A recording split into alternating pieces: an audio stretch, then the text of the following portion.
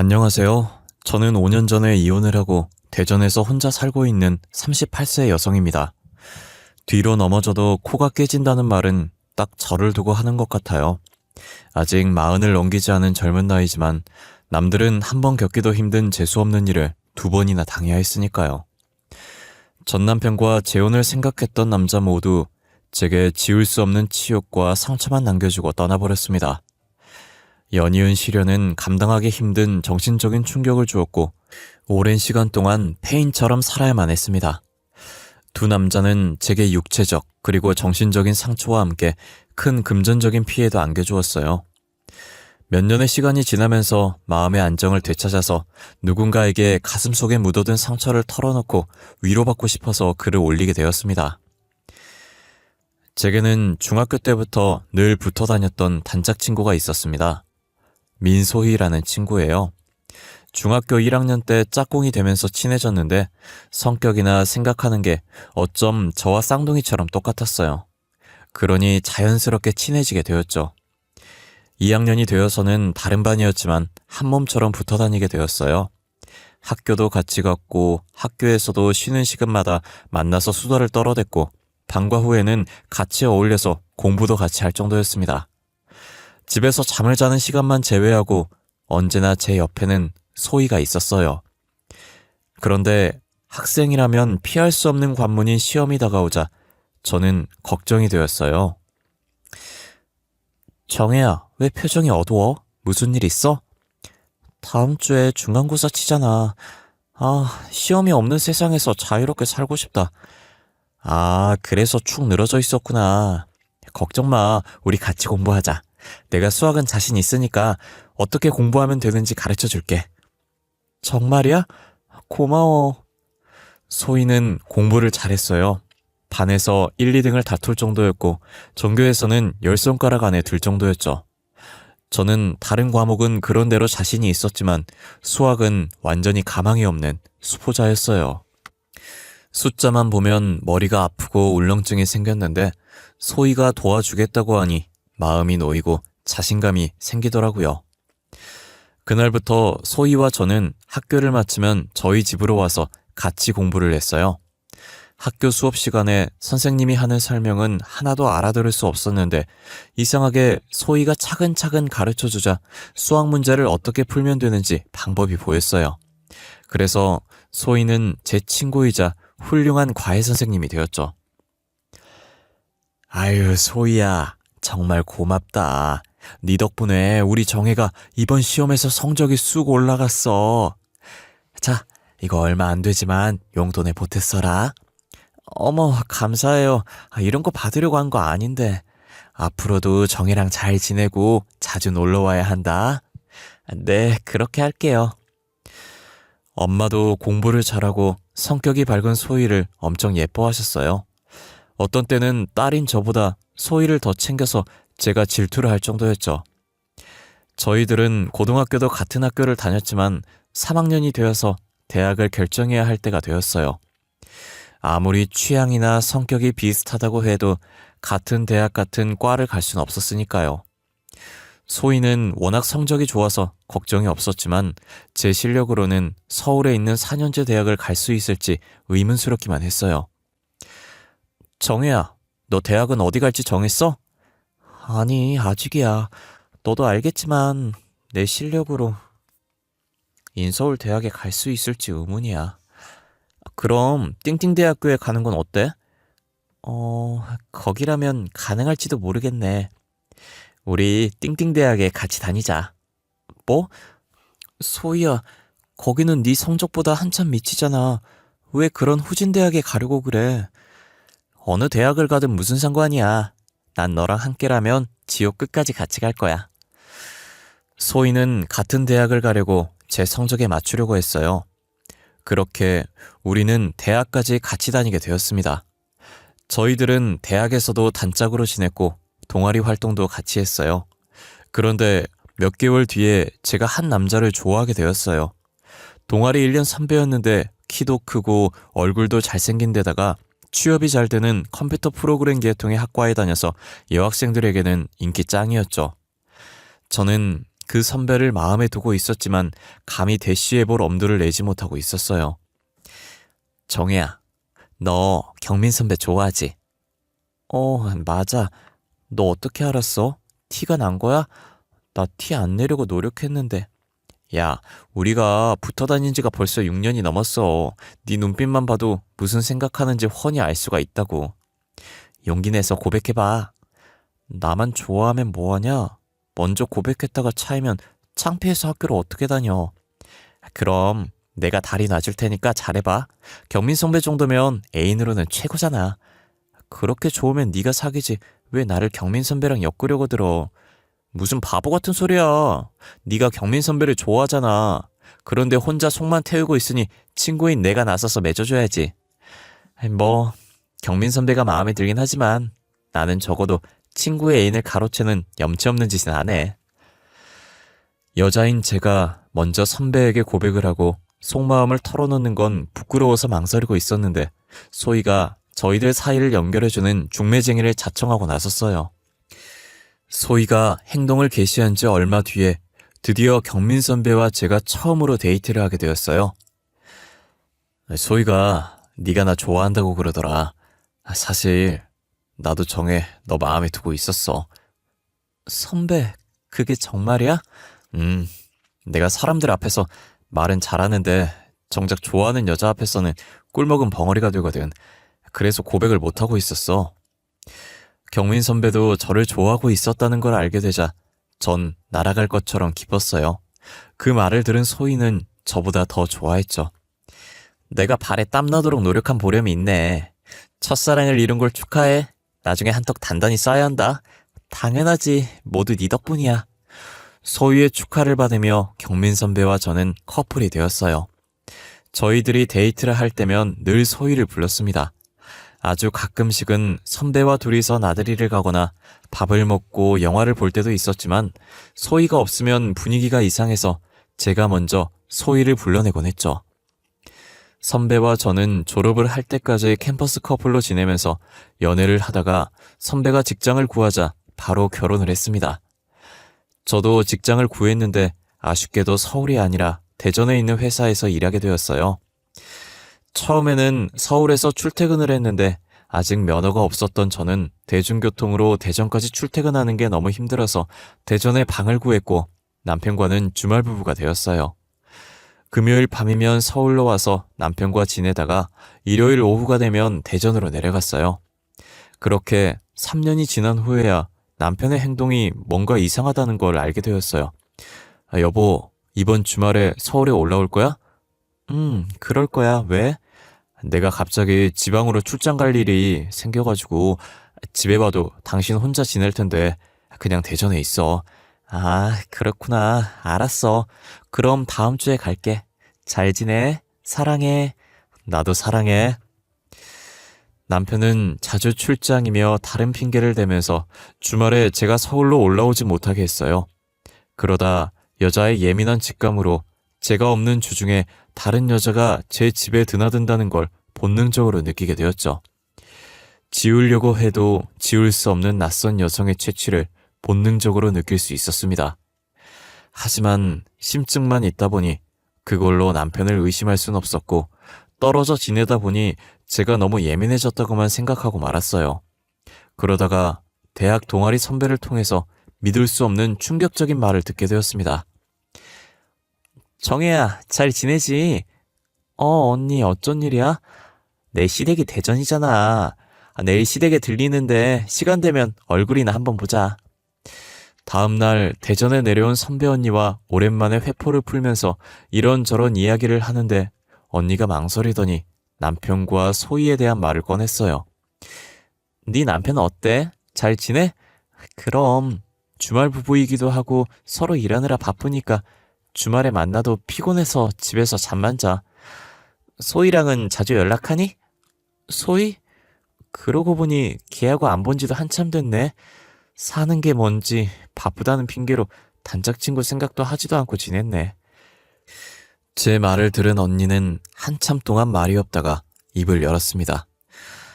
아무래도 네 남편하고 소희 그 기집애랑 뭔가 수상해. 언니, 그게 무슨 말이야? 사실 얼마 전에 친구들이랑 카페에 갔다가 네 남편이랑 소희를 봤거든. 언니의 말에 따르면 소희와 남편이 다정하게 팔짱을 끼고 카페에 들어와서 나란히 붙어 앉더니 다른 사람들의 시선은 아랑곳하지 않고 껴안고 얼굴을 만지면서 애정행각을 하더라는 거예요. 학교 때부터 잘 알고 친하게 지내다 보니 그럴 수는 있는 법이지만 도가 너무 지나친 것 같아. 분명 뭔가 있는 것 같으니까 네가 잘 살펴봐. 언니의 말은 고요하던 제 마음을 흔들어 놓았습니다. 남편에게 다른 여자가 있을지도 모른다는 근거 없는 의심이 확신으로 바뀌는 것 같았어요. 언니와 만나고 나서 저는 먼저 소희에게 연락을 했어요. 정혜야, 이게 얼마만이야. 세상에, 연락 안 한 지 1년이 넘었네. 그러니까 우리 너무 무심했어. 이번 주말에 시간 어때? 한번 보자. 어쩌지? 이번 주는 선약이 있어. 내가 다시 연락할게. 소희는 다른 약속이 있다고 했고 얼마 뒤에 다시 연락을 해도 바쁘다고 했어요. 저는 왠지 소희가 저를 피한다는 느낌을 받았습니다. 고민하던 저는 회사에 월차를 내고 주중에 불시에 집에 들이닥쳤어요. 그리고 보지 말아야 할 더러운 꼴을 보고 말았네요. 집 안에 들어가자 안방에서 남녀의 웃음소리가 들렸습니다. 안방문을 열자 남편과 소희가 나란히 침대에 누워 있었죠. 여보, 이 시간에 당신이 어떻게... 저는 가슴속에서 불덩어리 같은 화가 치밀어 올랐고 몸이 덜덜 떨려서 말조차 제대로 나오지 않았어요. 이런 나쁜 자식, 어떻게 단짝 친구랑 바람을 피울 수가 있어? 제가 발악적으로 소리를 지르자 남편은 고개를 숙이고 아무 말이 없었어요. 그런데 소희는 아주 태연했어요. 정혜야, 너희 둘을 맺어준 사람이 나잖아. 그러니 나도 경민 선배를 만날 권리가 있다고 생각해. 소희는 저를 똑바로 쳐다보면서 말 같지도 않은 소리를 짓거렸어요. 저는 참을 수 없는 분노와 모욕감에 소희의 뺨을 갈겨버렸죠. 너 입에서 나오면 다 말인 줄 알아? 너 같은 인간을 직구로 생각했던 내가 부끄럽고 원망스러워. 당장 내 집에서 나가. 소희는 순순히 일어나서 나가버렸고 남편은 그간의 사정을 모두 털어놓았는데 정말이지 기가 막혔습니다. 남편은 저를 만나면서도 소희와 양다리를 걸치며 이미 깊은 관계를 맺고 있었어요. 오히려 저와 데이트를 한 것보다 몰래 소희를 만난 적이 더 많았을 정도였죠. 그런데 소희를 두고 저와 결혼을 한 건 모두 돈 때문이었어요. 남편의 집안은 형편이 어려웠지만 저희 집은 제법 넉넉해서 결혼하고 신혼집도 저희 집에서 구해주었거든요. 남편은 연애를 하면서 재미있는 소희와 보고 결혼은 형편이 나은 저와 했던 거죠. 그리고 결혼 후에도 둘의 관계는 계속 이어졌던 겁니다. 저는 이혼 소송을 했고 얼마간의 위자료를 받고 갈라섰지만 단짝 친구에게 뒤통수를 얻어맞고 남편의 배신으로 인한 이혼의 충격에서 2달이 넘게 헤어나오지 못하고 있었어요. 약간의 대인기피증까지 생겨서 장을 본다든지 꼭 필요한 경우가 아니면 외출도 하지 않고 온종일 집안에서만 지냈습니다. 물론 다니던 직장도 그만두었죠. 번아웃이 온 것처럼 어떤 것에서 흥미가 느끼지 않고 만사의 의욕이라고는 느껴지지 않았어요. 정신과를 찾아가서 상담을 받아보니 우울증 초기 증상이라고 하더군요. 하루 종일 침대와 한 몸이 되어서 누워있으니 온갖 이상한 생각들이 머릿속을 떠돌며 저를 괴롭혔습니다. 그때 저는 극단적인 선택을 하는 사람들의 비참하고 절박한 심정을 몸으로 느낄 수 있었어요. 이러다가 나도 그런 사람들처럼 충동적으로 해서는 안 되는 선택을 하는 건 아닌지 두렵기도 했어요. 그때 선배 언니가 저를 찾아왔습니다. 선배 언니는 살이 쭉 빠진 제 몰골을 보더니 한숨을 쉬었어요. 너 이렇게 집에만 틀어박혀 있다가는 정말 폐인 되겠다. 나는 후배를 남보다 먼저 떠나보낼 생각은 조금도 없으니까 내 말대로 해. 언니는 테니스를 다시 시작해보라고 권했어요. 언니는 고등학교 때는 테니스부에서 활동한 적이 있었고, 대학에서는 취미로 테니스를 쳤는데, 언니를 따라서 코트에 가서 처음 테니스를 배우게 되었죠. 처음에는 실수 연발이었지만, 나중에는 테니스의 매력에 푹 빠지게 되었어요. 몸을 움직이면서 운동을 하면 잡생각이 싹 사라질 거야. 매일 멍하니 누워만 있으면 사는 게 귀찮아지기만 할 뿐이야. 나도 알아, 언니. 그런데 지금은 아무것도 하고 싶은 생각이 없어. 억지로라도 몸을 움직여야 돼. 어서 일어나. 언니는 싫다는 저를 반강제로 끌고 테니스 클럽으로 갔습니다. 언니가 잘 아는 코치가 운영하는 클럽이라고 했어요. 안녕하세요. 최준호라고 합니다. 테니스를 쳐본 적은 있으세요? 네, 대학 때 잠깐 했어요. 오래 쉬셨으니까 기초부터 천천히 가르쳐 드릴게요. 처음에는 언니의 강압적인 권유로 테니스 클럽에 나가기 시작했지만 코치의 자상하고 친절한 배려 덕분에 다시 운동에 맛을 들이게 되었어요. 공에 집중해서 몸을 움직이다 보면 저를 괴롭히던 잡생각은 흔적도 없이 사라져버렸고 사는 게 재미있고 즐겁다는 걸 알게 되었어요. 몇 달이 지나면서 이혼의 상처는 사라지고 대신 새로운 남자가 제 마음속에 들어왔습니다. 바로 그 코치였어요. 그도 제게 호감을 가지고 있다는 느낌은 들었지만 썸만 타고 있었는데 그의 고백으로 연애를 시작하게 되었어요. 정혜 씨도 저처럼 이혼을 한 아픔이 있다고 들었어요. 상처받은 사람들끼리 다시 한번 시작해보는 건 어때요? 전 진심으로 정혜 씨를 사랑합니다. 그의 진심 어린 고백은 제 마음을 사로잡았고 저희들은 뜨거운 연애를 하게 되었습니다. 그와 같이 있으면 전 남편과 연애를 할 때보다 더 설레이고 가슴이 두근거렸어요. 그가 이혼을 한 이유는 아내가 내연남과 바람이 나서 자기 명의를 도용해서 거액의 대출을 받았기 때문이라고 했죠. 아내와는 갈라섰지만 아내가 받은 대출은 고스란히 자기가 감당해야 하는 처지라고 했습니다. 그것 때문에 아파트와 가진 돈을 전부 날리고 지금은 원룸을 월세로 얻어서 지내고 있다고 했어요. 저처럼 배우자에게 배신을 당한 처참한 과거를 가지고 있다고 생각하니 동병상련이란 말처럼 그에게 더 깊은 애정이 느껴졌어요. 저희들은 둘 다 재혼이니 결혼식 같은 건 생략하고 동거를 시작하기로 했죠. 그런데 신혼집을 장만할 여유가 없으니 우선 급한 대로 제가 사는 빌라에서 동거를 시작하기로 했어요. 그는 천성이 낙천적이고 밝은 성격이라 아무리 힘든 일을 당해도 얼굴을 찌푸리는 일이 없었습니다. 인생사 세옹지마라는 말이 있고 비가 온 뒤에 땅이 굳어지는 법이야. 슬픈 일이 지나면 분명히 좋은 일이 따라오는 거야. 항상 밝은 미소로 희망을 가지고 살아가는 남편의 영향 때문인지 전과는 다르게 세상 모든 일이 긍정적으로 보였어요. 이제 살아갈 힘과 용기를 얻어서 저는 예전에 다녔던 회사에 재취업 신청을 했는데 운이 좋아서 받아들여졌어요. 그런데 대전에는 자리가 없어서 서울 본사에서 근무하라는 지시가 내려왔어요. 이번에도 남편과 주말 부부가 되어야 하는 신세가 되고 말았네요. 남편은 아쉬워하면서도 저와 떨어져 지내는 걸 은근히 좋아하는 것 같았어요. 얼마 후에 휴일이어서 점심 무렵까지 늦잠을 자고 있었는데 초인종 소리에 문을 열어주었어요. 그랬더니 낯선 여성이 활짝 웃으며 서 있는 겁니다. 안녕하세요. 저 어제 맞은편 빌라에 이사 왔어요. 떡이라도 돌리면서 이웃들에게 인사를 드리는 중이에요. 새로 오셨구나. 반가워요. 들어오세요. 그녀는 저와 비슷한 또래로 보였는데 저보다 2살 연상이었어요. 내가 언니네. 그럼 말 놓고 지내도 되겠지? 네? 그러세요. 정혜도 나를 언니라고 생각하고 지내.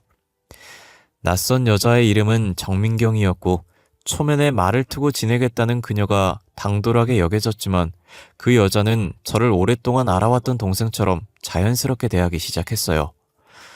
처음에는 부담스럽고 낯설었지만 시간이 지나면서 친해지게 되자 저도 그녀를 언니라고 서스럼 없이 부르게 되었어요. 그런데 어느 날 누군가 저를 훔쳐보고 있다는 걸 알게 되었어요. 맞은편 빌라 2층에서 제가 사는 집을 보고 있다는 걸 알게 된 거죠. 창문을 통해서 햇빛에 반사되는 망원 렌즈를 발견하고 말았습니다. 그 집은 민경 언니가 살고 있는 집이었어요. 그렇다면 민경 언니가 저를 훔쳐보고 있다는 말이 되는데 이해할 수가 없었죠. 처음에는 제가 오해를 했다고 생각했지만 그녀가 저를 지켜보는 은밀한 시선을 확실히 느낄 수 있었습니다. 그렇다고 경찰에 신고를 할 수도 없고 언니를 찾아가서 왜 저를 감시하냐고 따지기도 애매한 상황이어서 모른 척하고 지냈는데 우연히 부동산 사장님과 이야기를 하다가 민경 언니가 저를 계획적으로 훔쳐본다는 걸 알 수 있었어요. 공과금 문제로 제가 전세로 사는 빌라의 관리를 맡고 있는 부동산 사장님을 찾아간 적이 있었는데 그때 사장님은 민경 언니가 조건이 더 좋은 다른 집은 놔두고 맞은편 빌라를 고집했다는 말을 해주었어요. 창문을 통해서 한참 동안 밖을 쳐다보더니 그 집으로 들어오겠다는 거야. 내가 더 좋은 집을 보여주겠다고 해도 막무가내로 싫다고 하더라고. 부동산 사장님이 대수롭지 않게 흘린 말이 제게는 확신을 주었어요. 그리고 몇 달 뒤에 저는 민경 언니가 저희 집 우편함을 뒤지는 걸 목격했습니다. 언니, 뭐 하는 짓이에요? 왜 남의 집 우편함을 뒤져요? 아니, 그게 아무것도 아니야. 언니는 마치 도둑질을 하다가 들킨 사람처럼 화들짝 놀래서 도망을 쳤어요. 더 이상한 건 다음날 언니를 찾아가서 왜 저를 감시하고 있는지 따져 물었어요. 그랬더니 언니는 딱 정색을 하면서 부인했어요. 정혜야, 내가 널 감시한다고? 네가 신경이 예민해서 뭔가 오해하는 모양인데 난 그런 적 없어. 기가 막혔지만 언니가 아니라고 딱 잡아떼니 증거도 없이 더는 따질 수 없었어요. 그 뒤로 전 언니를 멀리하면서 지내게 되었어요. 그런데 며칠 후에 민경 언니가 집으로 찾아와서 믿기 힘들 정도로 소름 끼치는 이야기를 들려주었어요. 너 최준우란 인간하고 동거하고 있지? 네, 맞아요. 당장 그 자식하고 헤어져. 네? 아니, 언니가 뭔데 함부로 그런 말을 해요? 내가 그 인간 전처야. 언니의 말에 저는 놀라서 입이 딱 벌어졌는데 다음 말이 더 충격적이었어요. 그 자식 완전히 사기꾼이야. 그 자식이 무슨 짓을 꾸미는지 알아내려고 네 집을 쭉 지켜봐왔어. 이대로 가면 너도 꼼짝없이 그 자식한테 당하고 말아. 그러니 정신 똑바로 차려. 정신 놓고 있다가 나처럼 그 자식한테 전 재산 다 털리고 쪽박 차는 수가 있어. 자, 이거 봐. 언니는 제게 여러 장의 사진들을 보여주었는데 사진 속에는 남편과 낯선 여자가 방 안에서 뒤엉켜 있는 낯뜨거운 모습들이 들어있었어요. 그 인간 주특기가 마누라 없을 때 내 연녀를 집에 끌어들여 바람을 피우는 거야. 네가 없을 때마다 그 자식은 내 연녀와 네 집에서 놀아났어. 나도 그렇게 당했다고. 언니는 직장인 테니스 동호회에서 만나서 친해져 결혼을 하게 되었다고 했어요. 워낙 여자한테 잘해주는 호감형이라 쉽게 애정을 느껴서 결혼을 했는데 나중에 알고 보니 타고난 바람둥이였다고 해요. 언니가 시댁에 가거나 회사 일로 며칠씩 출장을 갈 때면 어김없이 내 연녀를 집에 끌어들여서 더러운 짓거리를 해왔다는 거죠. 그리고 결정적으로 그 자식은 내 뒤통수를 치고 도망쳤어. 꼬리가 길면 밟힌다고 언니가 그의 불륜을 알아차리자 그는 아파트를 담보로 1억의 대출을 받아서 사라졌다는 겁니다. 처음 신혼집을 구할 때 반반씩 부담해서 아파트를 샀고 공동 명의로 하겠다고 약속을 했지만 그는 몰래 아파트를 자기 명의로 해버렸던 거예요. 내가 그 자식을 잡으려고 서울을 이잡듯이 뒤졌는데 대전으로 도망쳐왔던 거야. 그리고 너를 먹잇감으로 찍은 거라고. 언니는 그를 찾는 걸 포기하고 지내다가 서울이 싫어져서 사촌 언니가 사는 대전으로 이사를 하려고 여러 군데 집을 알아보고 있었는데 우연히 들린 이 동네에서 제가 그와 같이 있는 걸 보게 되었다고 하더라고요. 언니는 맞은편 집을 얻은 다음에 제가 아니라 전 남편을 지켜보면서 감시를 해왔던 거죠. 전 날벼락을 맞은 것처럼 정신을 차릴 수가 없었고 언니의 말을 믿을 수가 없었습니다. 당장 남편에게 따지고 싶었지만 테니스 대회에 출전하느라 어제 지방에 내려갔어요. 일단 다음 주에 남편이 돌아오면 모든 게 밝혀질 테니 기다리기로 했어요. 하지만 부동산 사장이 저를 찾아오면서 그놈에게 완전히 당했다는 걸 알게 되었어요. 아니, 왜 갑자기 전세금을 빼서 이사를 가려고 해? 갈 곳은 정했어? 나한테 말했으면 좋은 데 알아봐 줬을 텐데. 네? 이사라뇨? 그리고 전세금을 빼다니 무슨 말씀이세요? 제 말에 부동산 사장님이 더 당황했어요. 이틀 전이야, 남편 양반이 그 집주인을 찾아와서 급한 사정이 생겼으니 전세금을 빼달라고 했다는 거야. 그놈은 전세 계약자인 제 인감도장이 찍힌 위임장을 보여줬다고 합니다. 아직 계약이 남아있어서 안 된다고 했지만 워낙 사정을 하길래 집주인이 그쪽하고 통화해서 확인한 다음에 전세금 7천만 원을 남편에게 내줬다고 했어. 근데 모른다니? 이게 무슨 소리냐고? 저는 심장이 멎는 것 같았고 하늘이 노랗게 보이면서 다리에 힘이 풀려서 그 자리에 주저앉고 말았습니다. 제 머릿속에는 보름 전의 일이 떠올랐습니다. 여보, 당신 휴대폰 좀 줘봐. 휴대폰은 왜? 후배놈이 휴대폰 장사를 하는데 유심칩만 가져오면 최신형으로 업그레이드 해주겠대. 그놈은 업그레이드를 빌미로 제 휴대폰을 가져갔는데 아마 그때 업자를 통해서 복제폰을 만들었던 겁니다. 그래서 집주인이 제게 전화를 했지만 그 전화를 그놈의 내연녀가 받아서 제 행세를 해서 집주인을 속였던 거죠. 그놈이 가로채간 전세금은 전 재산이었어요. 진작 민경 언니의 말대로 그놈을 의심했어야 했는데 넋을 놓고 있었던 제가 한없이 원망스러웠습니다. 하지만 이미 엎질러진 물이었고 돌이킬 방법은 없었죠. 그런데 민경 언니는 그놈이 다시 올 거라고 했어요. 짐이 그대로 있잖아. 내 생각에 그놈은 다시 와서 자기 짐을 챙겨갈 거야. 언니, 전세금까지 모두 챙겼는데 무슨 미련이 남아서 다시 오겠어. 다 끝났어. 아니야. 그놈은 내가 여기 있다는 거 몰라. 네가 서울에 있는 날을 골라서 다시 올 거야. 나한테 맡겨. 나도 그놈한테 당한 걸 갚아야 하니까.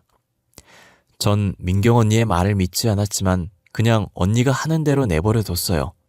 저는 회사에 사정이 있다고 말하고 휴가를 냈습니다. 그리고 이틀 뒤에 그놈은 내연녀를 데리고 집으로 왔어요. 아무도 없을 거라고 생각하고 마지막으로 짐을 챙기러 왔는데 그들을 맞이한 사람은 민경 언니였어요. 어머, 자기야, 오랜만이야. 야반도주 하듯이 도망치면 내가 못 찾을 줄 알았지? 언니를 본 그 인간은 저승사자를 만난 것처럼 놀라서 멍한 표정으로 얼굴이 하얗게 질려서 아무 말도 못하고 서 있다가 곧 정신을 차리고 냅다 도망을 쳤어요. 하지만 제가 부른 경찰이 그를 잡았습니다.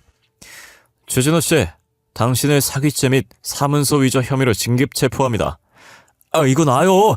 나는 아무 잘못이 없어요. 죄 없는 사람한테 왜 이래요? 그놈은 아직도 정신을 못 차리고 발악을 했지만 민경 언니는 그 인간의 뺨을 갈겨버렸습니다. 죄가 없어? 지나가는 똥개가 들어도 웃겠다. 네가 무슨 짓을 저질렀는지 몽땅 까발려 줄 테니까 각오 단단히 해. 이젠 제 차례가 되었죠. 그는 울면서 잘못했다고 용서해달라고 했지만 어림도 없는 소리였어요. 넌 배신당한 상처가 아직 아물지도 않은 내 가슴에 소금을 뿌리고 전 재산을 가로챘어. 나쁜 자식. 내 눈에서 피눈물이 나도록 만들어놓고 용서해달란 말이 나와? 여보, 내 잘못이 아니야. 전부 저 여자가 꾸민 짓이야. 난 그저 시키는 대로 한 잘못밖에 없어. 그러자 옆에서 듣고 있던 내연녀가 소리를 질렀어요. 뭐라고? 이런 미친 자식. 아니에요. 이 자식이 하는 말 믿지 마세요. 전 이 인간이 총각인 줄 알고 만났어요. 정말이에요.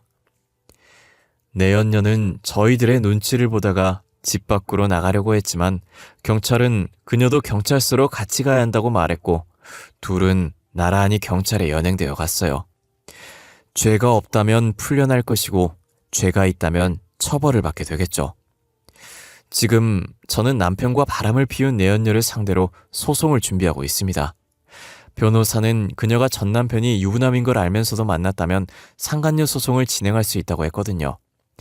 얼마 전에 만난 내연녀는 여전히 자기는 남편이 총각인 줄 알았다고 잡아댔지만 전 남편이 했던 말과 여러 가지 확실한 증거들을 가지고 있어서 끝까지 소송을 밀어붙일 생각입니다. 제가 너무 사람을 잘 믿는 건지 남자에게 큰 상처를 2번씩이나 받아버린 저는 이제 모든 사람이 다 의심스럽고 믿지 못하는 지경에 이르렀어요. 두서없는 제 하소연을 끝까지 들어주셔서 감사드리고 언젠가 사소한 일에도 감사하는 마음을 가지고 살아간다면 행복은 저절로 따라올 거라고 믿고 싶습니다. 여러분들의 건강과 행복을 기원하면서 글을 마치겠습니다.